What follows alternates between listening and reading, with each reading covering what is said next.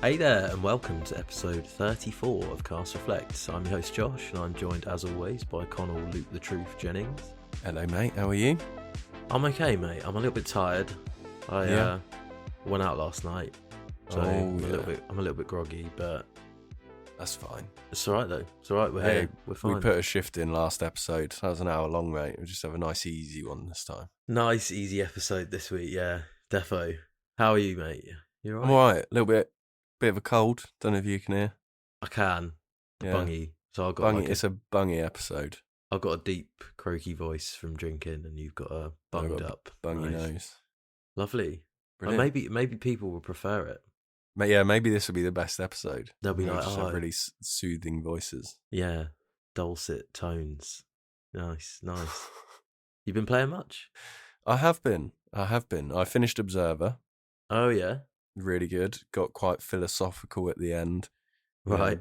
Questioning what is humanity and what is existence, and basically like spoilers. Turn it off now if you don't want to hear it. But you meet up with your son, who basically the whole game is you like chasing around, and it leaves you on a big question at the end of basically your son has uploaded himself into the internet and exists and doesn't have like a corporeal form, or like he doesn't have a physical body anymore.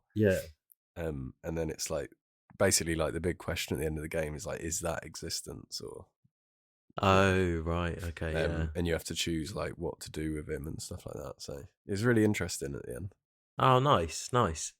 So is it quite choice based throughout the game then, or is it just the ending? Really? No, not really. It's just the ending. There's lots of side missions and stuff. I didn't do all of them. Yeah. And then like there's the main story track that you sort of follow along as you go. Oh, nice. So really overall, enjoyed it. Recommend it. Oh, wicked. Yeah, I think you said it was like 8 hours or something, didn't you? Yeah. And I've also just started, because it's on PlayStation Plus, Callisto Protocol. Oh, nice. Yeah. What do you make of it so far? Because I played it when it came out, and what do you think of it? I'm enjoying it. I think it looks really good. The lighting in it is fantastic. It is like jumpy and scary. The atmosphere is quite good. Yeah. I'm not big on the dodging mechanic. Nah. Really irritating. Totally agree, mate. It kind of... So I played it on normal. Yeah, same. I don't know whether it had been patched, because I got it day one because I was really excited for it. Saw the reviews, I was like, oh, it's kind of had like quite mixed reviews. And then played it, and I was like, oh, this is really good. And then like literally as soon as there was like 2 or more enemies, it just got impossible. Yeah, like it literally just gets impossible. Yeah, and I had to just turn it down to easy. And when I turned it down to easy, it actually made the game too easy, because I was getting so much ammo and the enemies just weren't doing any damage, so there was no balance of survival horror in there. So I've only tried it on normal. And to be honest, it is still absolutely nails. As soon as it's so hard, you just get to an area where there's like 5 or 6 of them. It's ridiculous, isn't you've it? just got to try and keep them at bay. The only my tactic for it so far has just been using the gravity arm thing to pick up the explosives and throw the explosives at them before they can get near you, because if they get near you, you can't dodge 2 of them at the same time. Nah, and you just dodge one, and then another one just takes your arm off. And just kills you in like one hit. It was mental. Those death scenes are well gruesome though. Yeah, you can tell it's the same guys that did the original Dead Space, can't you? Yeah, it's such a shame, man, because I was so excited for it. It looked very, it is very Dead Space, but it's just slightly different enemies, really, and a different story. But it had so much promise, I think. And then when you found out it was the guys that did, Glenn Schofield, the guy that headed the original Dead Space, I was like, this is going to be amazing. And if the combat was just better, like if you could block, or if there were just a couple more mechanics to help fight and do crowd control better, I think I really, really would have enjoyed it because I like the story. The story was, I won't spoil anything for you. I quite like the story. It wasn't anything like really wow, but yeah, the atmosphere is amazing in those games. Yeah, in that game, the soundtrack's great. Like the sound design's really good. Like I played it with headphones, and absolutely my preference. Well, that's how I play most games, to be honest. Visually, like you said, it's stunning, but it was just a shame that the combat kind of ruined it because that's the bread and butter of the game. Yeah, and there's a lot of combat in it as well. Like there's a lot of combat. There's also a lot of like crawling through little spaces and shimmying through little areas.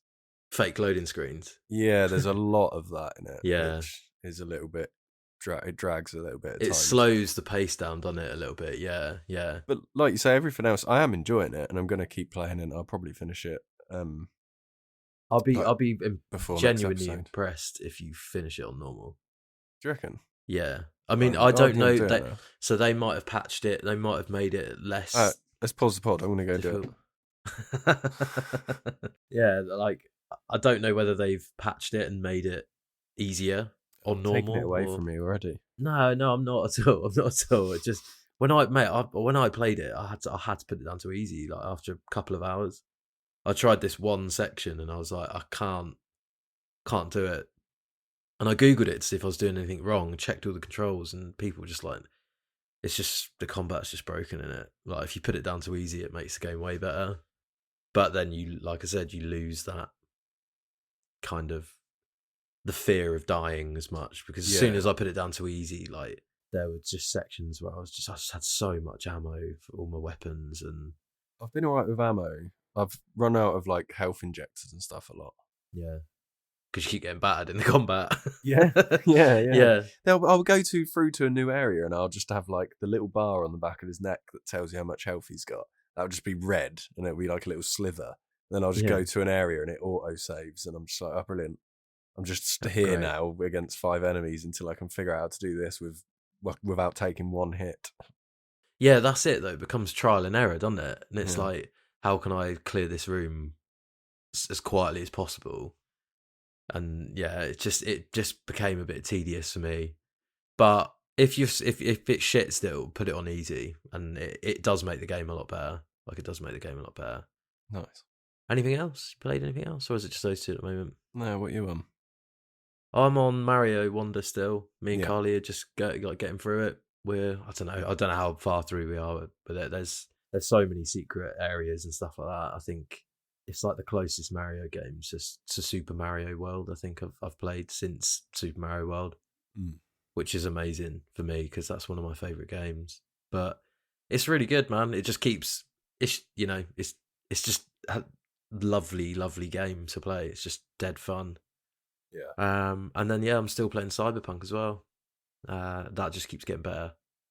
I keep having to pinch myself sometimes, be like how good the game looks. Like it's absolutely ridiculous. I think it's the best looking game I've ever seen. Do you reckon? Yeah, I think so. Like it is still a bit buggy in places because it's massive, but I've got to say visually, like it's really, really good, man. It's really good. You should definitely get it.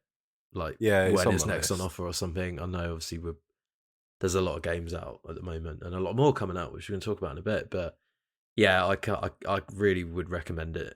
Really, really would recommend it. But other than that, mate, now I'm just on those two at the moment. I would like to get Alan Wake. Yes. Yeah. As soon as possible. But it's only digital, isn't it? They've only released a digital copy. There's no physical copy. Oh, I don't know.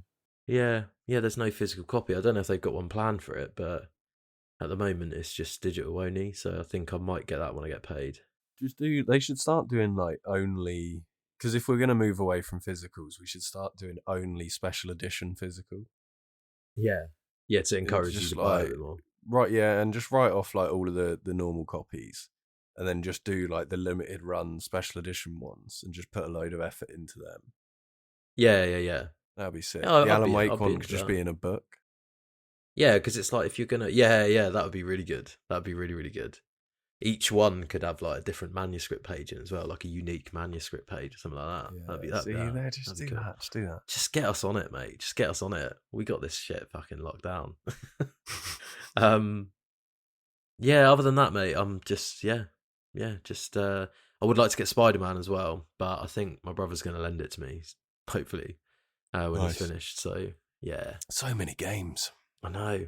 Well, speaking of so many games, this is our usual monthly look ahead episode. Obviously, we're going to do it for November this time. Mm-hmm. I have got 3 games this month. There's a lot out. I've got 4. There might be some the same. Okay. Well, if you got 4, do you want to start?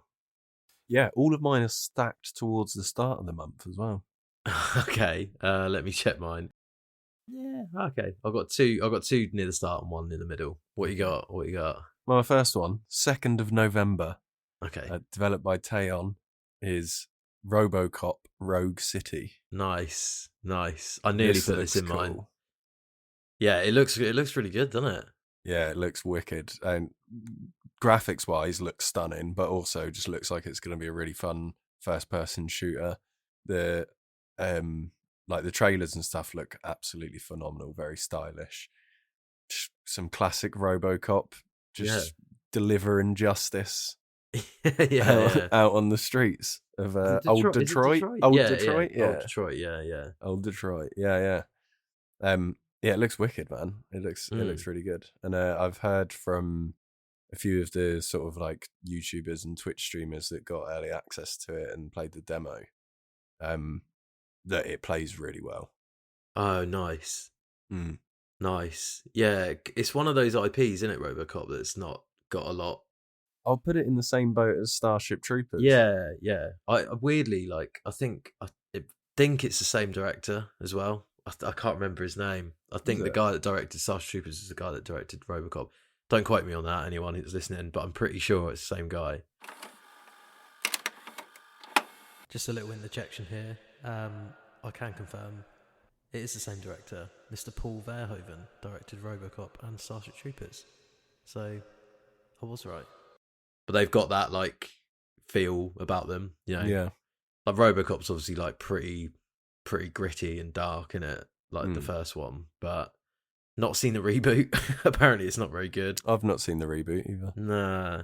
But yeah, there's not enough RoboCop video games. So that's a cool one to start with because it does look very good. I just can't wait to shoot his gun. Yeah. Because his gun's like... Or 09 or whatever it's called. It's like a burst pistol, isn't it? I always like remember the scene when he's in the shooting range, like in the first film. And it's just like so loud. It's like... And that guy's like, look at that fucking gun. Like while he's shooting it in the shooting range and the like targets are just getting absolutely obliterated. Demolished. Yeah. He's called Murphy as well. He is, isn't he? Yeah, of course he is. Murphy. Yeah, wicked. That looks awesome. Defo. It's good to hear as well that people that have previewed it said it plays really nicely as well. Awesome. Right, my first one is a game called The Invincible. So, I nearly put that in mine. It's good. It's good. It's the old Synergy again, isn't it? Yeah. This is out on PS5, Series X, and PC on November the 6th. So it says rethink humans' dominion in The Invincible, a story-driven adventure set in a hard sci-fi world by Stanislaw Lem. To discover planet Regis 3, as scientist Yasna use atom punk tools, which I've never heard of, looking for a missing crew and face unforeseen threats. Make choices in a philosophical story that's driven by science. Yeah, this is really good. It kind of I feel like it's become like a really easy thing to say, and it's quite lazy, but you know when a game's just like Firewatch. Do you know what I mean? Yeah, I know what you mean. Because there's been walking simulators that are really, really good that aren't like Firewatch, but I think it was the game that really cemented that as almost like a subgenre. Yeah, well, it's like Souls-like, Firewatch-like. Yeah, it's like a narrative-driven adventure game. Yeah, but it looks really cool. It weirdly reminded me of Atomic Heart as well, like the alternative visually, like the style. But it looks lush. It's it looks like you're sort of classic narrative-driven adventure with choices and a bit of mystery. We've spoken about quite a few games like this year that have come out that are like that. I'm always a bit of a sucker for games like that. Yeah, and it looks like it's as well. That's what I was going to say as well. It looks like it's set on Mars, or well, it's not Mars. It's whatever planet 3 it's called. But Regis 3. Like, well, I don't know if it's like a moon. Mars. Is it like a? No, it's just a planet. Yeah. Yeah, it's like a sci-fi adventure. That's a Regis 3.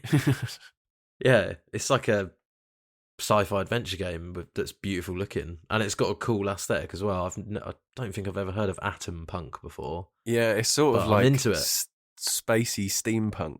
Yeah, yeah. Atom Punk. I like it. I'm into it. I can visualize that aesthetic, if you know what I mean. Yeah, definitely. But it looks very cool. And that's on November 6th. It's called The Invincible. The Invincible. What you got? November 7th, the following day, Scar Studios release Salt and Sacrifice. Okay. Which is the follow-up to 2016's Salt and Sanctuary. Salt and Sanctuary, yeah. Yeah, and it's like Souls-like side-scroller, sort of like in the vein of Hollow Knight, but more like Bloodborne-y aesthetic and wicked sort of vibes. But the kicker for this one, and I played the first one, and I thought, oh yeah, it's just going to be like another, Hollow Knight type style clone. Yeah. And then actually it was really good. I was really enjoying it. The combat's really cool. It feels like the platforming feels really good. So I actually got into it. Nice. Yeah, the kicker for this one, co-op. Oh, mate. Oh, yeah. Yeah. That's awesome. Because I know online co-op. We should totally play that then. I know. Team up with a fellow Inquisitor for full online co-op, or drop in and quick play online co-op, or engage in fast chaotic PvP through various factions. Oh, a lot like Dark Souls. That sounds wicked. Now, does it say whether you can play the whole? I mean, it says full online co-op. It says full online co-op, and that's all I've got. Yeah. I'm assuming that means you can play the whole game, right? With a mate. That's what I'm hoping. Rather than like Souls where you drop in.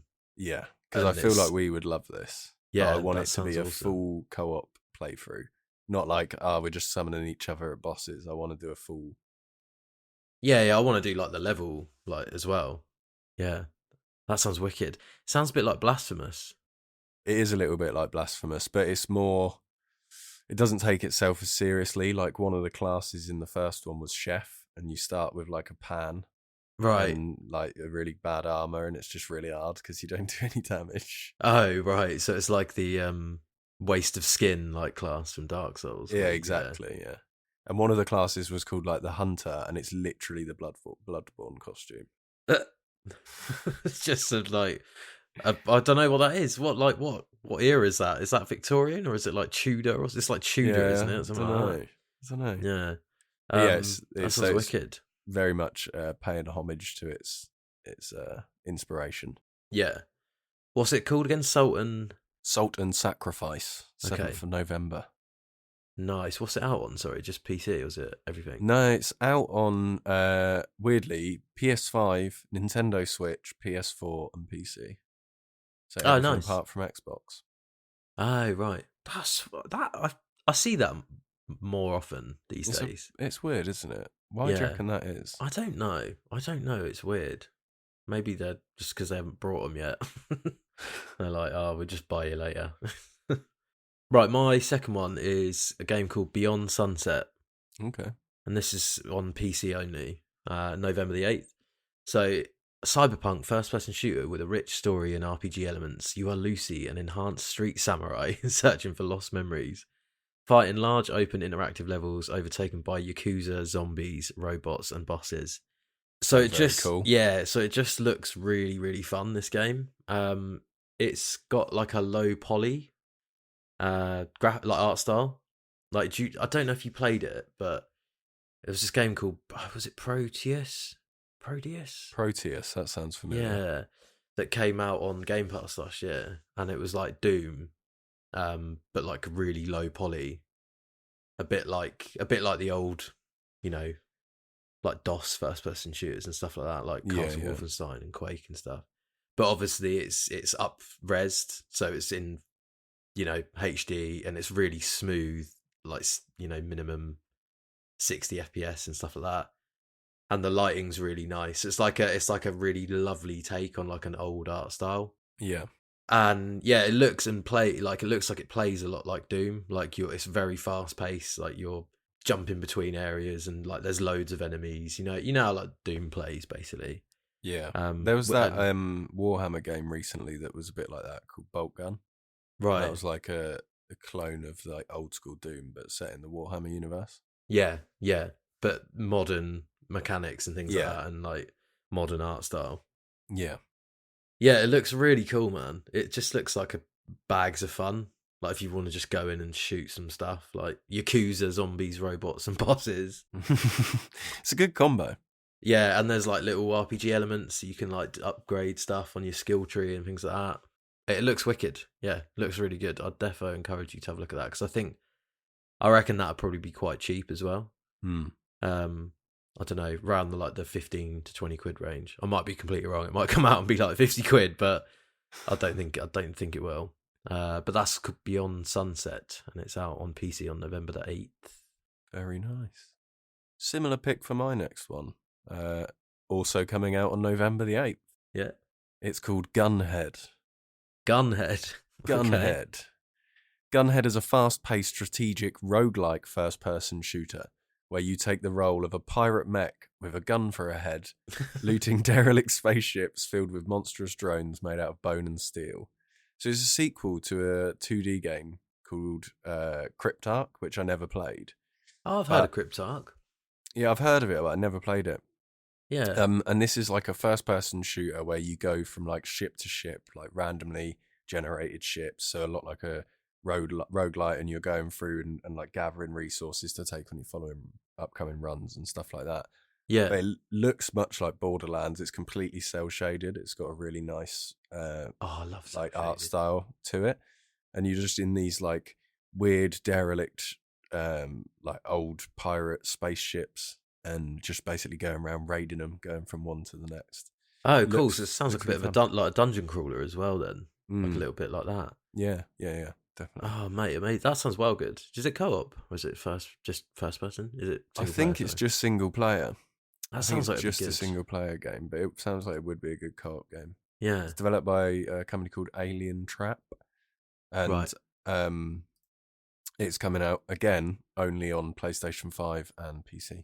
Right. Okay, that's wicked. That sounds awesome. There's not enough cel shaded games, man. Cel shading is so.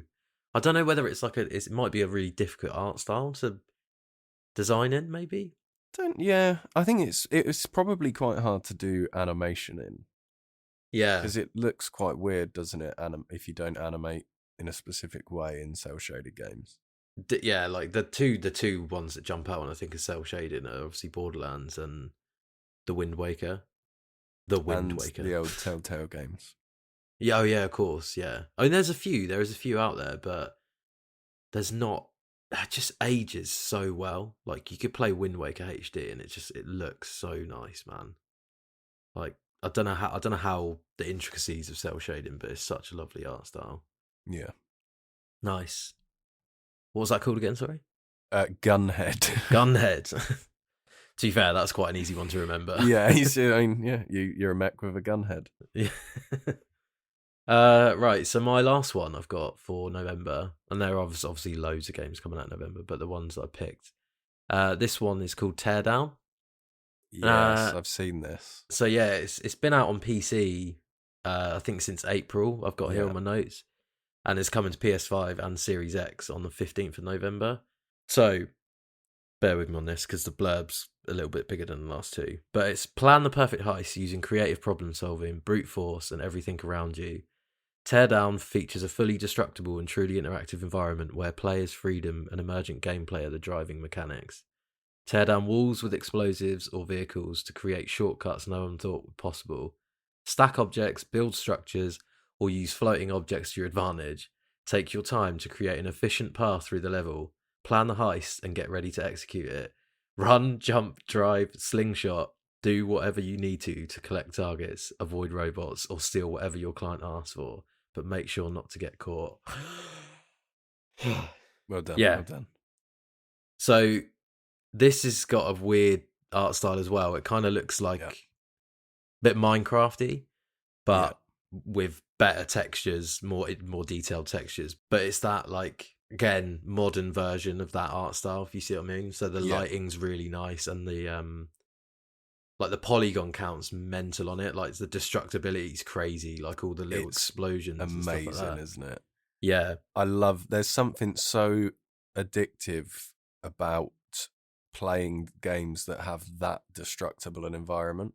Yeah, it's just like breaking shit, isn't it? It's so fun just having that much freedom to like completely excavate a level and reshape it to however you want. And it's amazing that it's all like the individual assets in the level are all removable effectively. Yeah. In one way or another. It's really clever. But this looks so much fun. I'm pretty sure it's co-op. It's just got a really unique mix of mechanics and genres, weirdly. So you can like get in a bulldozer and like like just drive through an area to clear a path, and then you can get out and like hack sentry turrets and things like that. But it's basically like a heist each level, but in this big sort of playground area sort of thing. Like the area is like a playground, sorry. Yeah. Yeah, it's had really good reviews on Steam as well for the PC, so it's good that it's coming to console to get a little bit more exposure, because it looks really, really fun. I'd be well up for trying this as well, especially if it's co-op. I think it'd be a right laugh. Yeah, definitely. It's I don't know, you can just they're those sorts of games, like physics-based games. You can just spend so much time playing them and have there's so much replay value because of how random and like stupid they can get. Yeah, exactly. It's like a sandbox, isn't it? Yeah. But that's Teardown, and it's coming out on November the 15th on PS5 and Series X. Very good. I've got one more then. Go on then. On the 9th of November, coming out on PS5, Nintendo Switch, Xbox, Series X and S, and PC. It's just got the whole lot. Got the whole lot, mate. It's got the whole lot. Dungeons 4 by Realm Forge Studios. Okay. Did you ever play Dungeon Keeper as a child? I think I did, yeah. I used to love it. I used to absolutely love it. So you play as the like Satan or absolute evil, and you build like a base underground, and you can like spawn like demons and stuff, and like goblins to go and do your bidding. And then you can set up like areas to generate money, and you've got like set up a vault for a bank. So this is the like spiritual successor to that series, to Dungeon Keeper, which I used to play when I was younger. Right, okay. Similar to like what we were saying about Callisto Protocol, I think the original creators in their new studio sort of created Dungeons, the series. Right, okay. The spiritual successor to Dungeon Keeper. So it's very similar to that, if anyone used to play that. And this one looks like you go a lot more above ground, so you set up your base underground and you're going above ground to wipe out the forces of good. Right, okay. Evil. Yeah. Oh, wicked.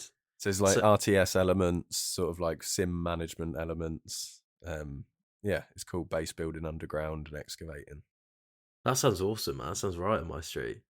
It's good. So do you know if you, well, I'll have a look into it, but do you know off the top of your head whether do you always just keep your base, or do you change level? You change levels. Well, so I've played Dungeons 2 and 3, and you change levels like through the story, but you can also just play like skirmishes.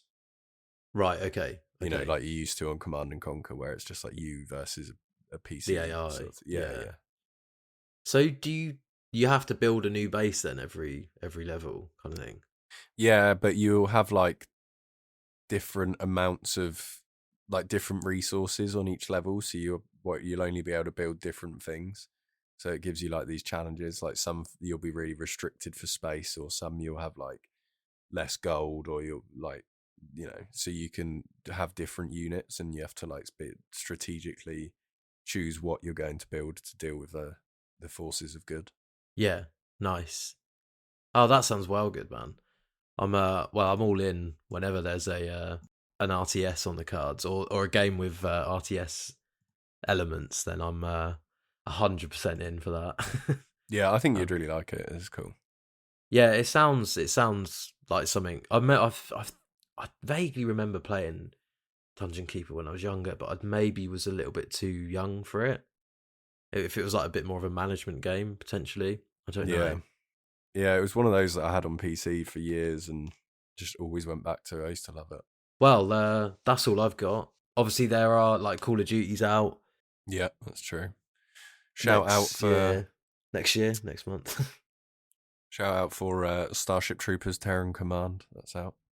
Is that the DLC? Is it? Yeah, the one DLC? That we played at EGX. Oh yeah, that's out next month. Nice. What else is out that didn't mention? So Super Mario RPG, which looks very good as well. Dredge DLC also coming out. Ah, nice. You gonna get that?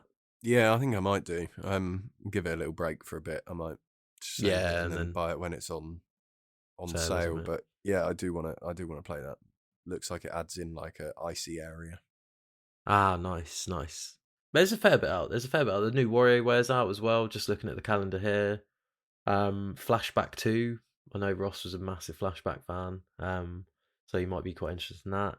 Persona 5 Tactica as well. Oh, yeah.